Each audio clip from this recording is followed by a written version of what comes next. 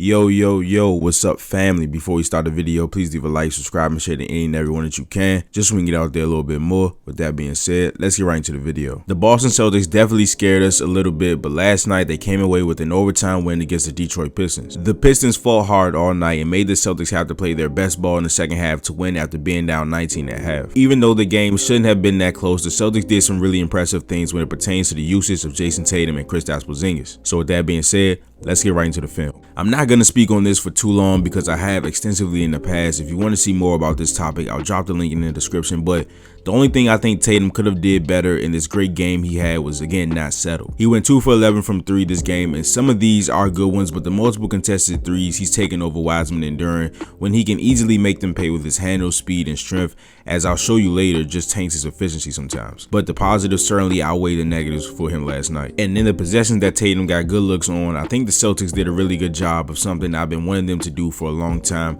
with just maximizing his efficiency. And I'll do my best to explain what I mean by that and show you how they did it. Alright, so this goes for Tatum, Brown, and Porzingis, who we'll be talking about a little bit later, but maximizing efficiency to me means what positions can you get your scorers the ball in where they don't have to take a lot of dribbles to score. So just being efficient with your movements and just trying to keep the unnecessary dribbling to a minimum. So the Celtics did a great job of that here on the first offensive possession of the game. So the Celtics run a chin action out of the Princeton offense. The simplest way to define chin is just a cut off a back screen. So here you're going to see the Celtics swing the ball. Then you're going to see Derek White set a back screen on Cade Cunningham, which causes some miscommunication from the Pistons here, and Tatum gets an easy dunk. So towards the end of the game, the Celtics used a lot of actions like cross screens, back screens, and switches off pick and rolls to get Tatum in those positions where he can maximize his efficiency. Sometimes it doesn't even have to be that difficult, right? Tatum receives the ball in transition, and look, it's just him and Cade one-on-one, and it looked like he was going to take the pull-up 3 here, so I got a little scared. But look, there's nobody in the paint to help Cade right now, so he just backs down, spins off him, uses his strength and speed, and gets the reverse lay. And this is a perfect example of what I'm talking about. Look at the positioning on the court right now. Tatum's at the elbow with the entire side to himself. He has Cade on him, right? So this is the definition of maximizing his efficiency. He's there. He has Drew here. He has Sam. He has Pritchard. And he has Cade.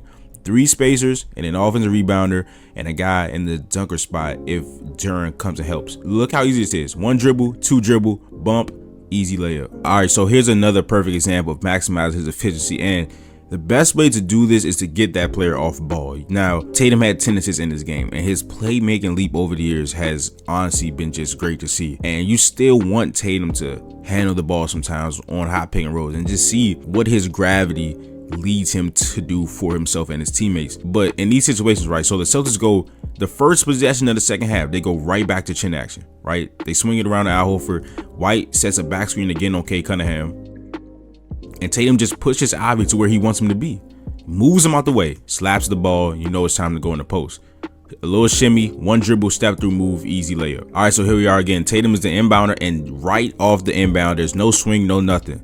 Derek White sets a back screen on Kevin Knox. And Tatum, they thought they were going to get the switch, but that's fine.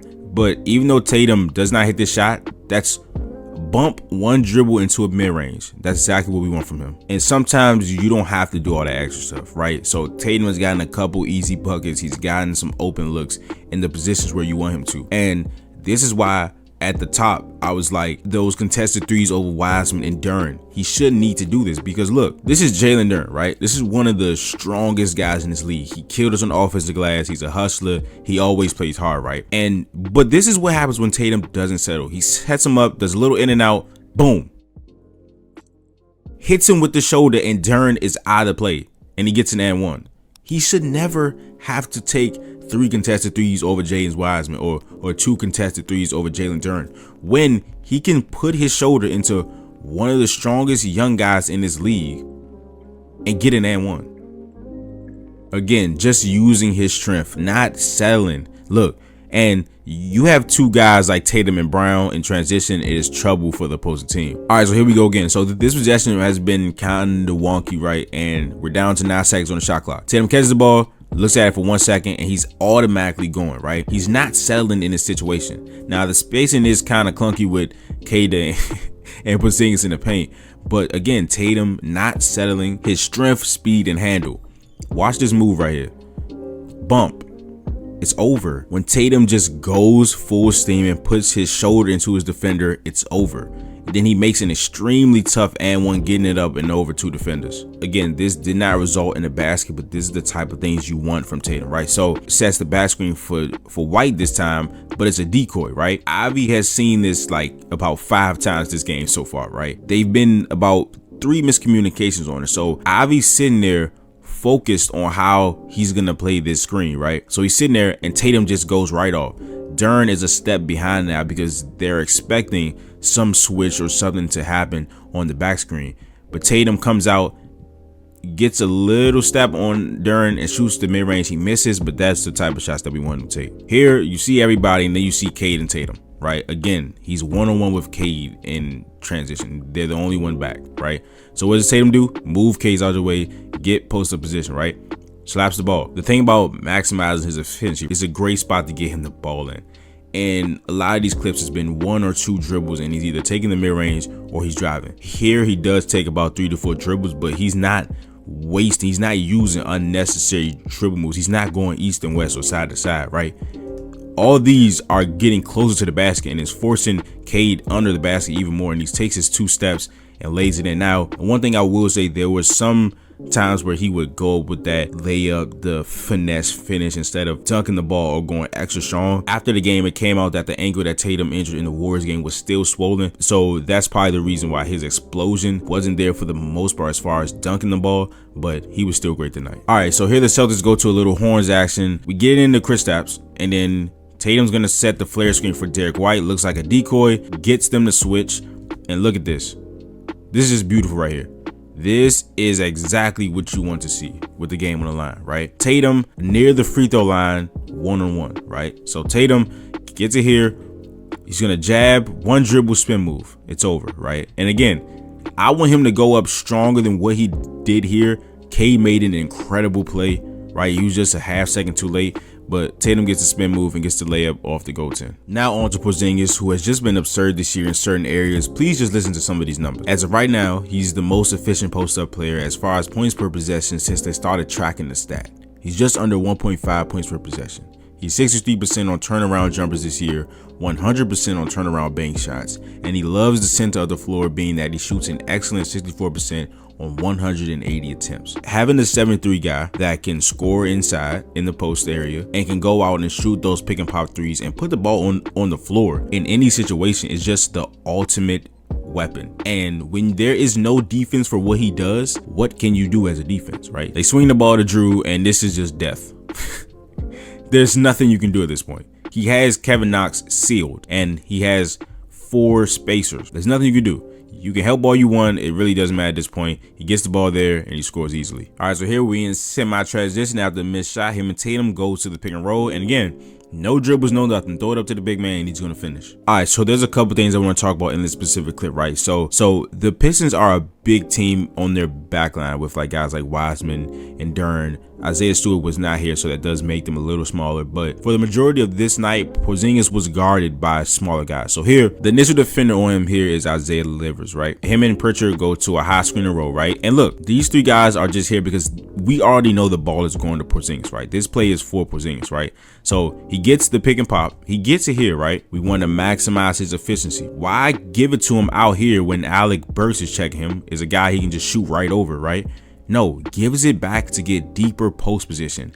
This is way better than him being on the 3-point line, trying to do the exact same thing. And then a theme all Celtics fans are seeing right now. There's no contest for Kristaps Porzingis, right? There's nothing you can do as a defense, especially when you have a guy that's 6'5" on him. He does 1 or 2 back downs and that turnaround jumper from the center, which is a position he loves. Look at how high he is. Look at how high he is, bro. That release, nobody's getting that. All right, so here's another one, another way how the Celtics get their matchups, right? Drew sets a hard screen on Duren, and that 1 second that Duren is late, that 1 tick of a second that Duren is behind because of the Drew screen causes a switch, and there's no offense after that, right? If there's a switch, you give Porzingis the ball. There's no reason to do anything else. He scores. And this is what makes him so dangerous, right? It's the versatility. So Tatum has an ISO on Duren. I was sure that he was going to take a sidestep 3, but this is growth by Tatum, right? looks at Isaiah Livers and sees that he's been inching over every single time Tatum does a move. He gets it to Porzingis, and Livers does his best, but that just not a contest. All right, next is great perimeter defense by my boy Nimi. You know I had to give my boy a shout out. Portugal stand up. And then look, the 7'3" guy making adjustments while he's in the air is very underrated, and just the versatility of Porzingis. All right, so here again is another example of how the Celtics just get their players open, right? So look, so here the Celtics run double stagger screens for Derek White, causes some confusion, but Cade is saying up top, I'll get White. Ivy's still chasing Drew, which gets the attention of Jalen Duren. Porzingis steps out in an easy shot, great pass by Tatum. All right, so the Celtics get a transition opportunity off the loose ball. The Pistons are in transition defense, so they are cross match, and just a phenomenal pass by Tatum to get the ball on and save that possession. And look, Drew Holiday sees that Porzingis has Jaden Ivey on him. There's no other action after that. Look at Drew, get in the center, get in your spot. And now the work is done. We just look and we just laugh. We just look and we just laugh. Watch this. No, there's nothing you can do. Hand up, don't care, right? He's 7'3", and Porzingis is one of the best contact finishers in the league when it comes to and ones, right? I think 30% of his fouls he makes, right? Because he's just so tall, and the contact always comes from below him, so it's not really affecting the top of his shot like that. So he's able to finish through those contacts. All right, so this again was off of a missed shot. The Celtics went down the court. The Pistons got cross matched, and you know they're missing Isaiah Stewart, who I mean can't check Porzingis, but he is taller and stronger, so he is a better defensive option than Bogdanovich, right? But the Celtics did a couple pick and rolls here, and again they got Porzingis in the center of the court where he loves to shoot at. And again, we just look and we just laugh. And again, just the versatility, right? He kills you in the post. Duren takes one step too far into Derek White. Porzingis looks him right in the face and shoots a three over his outstretched arm. This is the first time in a long time I've seen a first as far as watching something in basketball. I'm only 21 years old, right? So even though I think I've played a lot of basketball, I've seen a lot of basketball, there's people older than me that have seen way more basketball. So I'm not saying this is the first of all time. This is the first time I'm seeing it, right? The Celtics used back screens all game, right? I've showed you that, how they got Tatum open on those, right? This is the jump ball off overtime. Watch what Derek White does. He sets a back screen on Jalen Duren off the jump ball. Cade pushes Porzingis, right, which should have been a foul right in front of the ref, but Porzingis says, oh, you're not gonna call it? Okay, now come get his work, Cade. And next thing you know, he's going to that turnaround bank shot that he shoots 100% on this season. But that is the video. If you enjoyed it, please leave a like, subscribe, and share to any and everyone that you can. I want to thank you guys for the support lately. We just hit 500 subscribers. We on the road to 1K. It's crazy that I can even say that right now, but again, if you enjoyed it, please leave a like, subscribe, and share to any and everyone that you can, just so we can get out there a little bit more. And this is Nick. I will see you guys in the next video. Peace.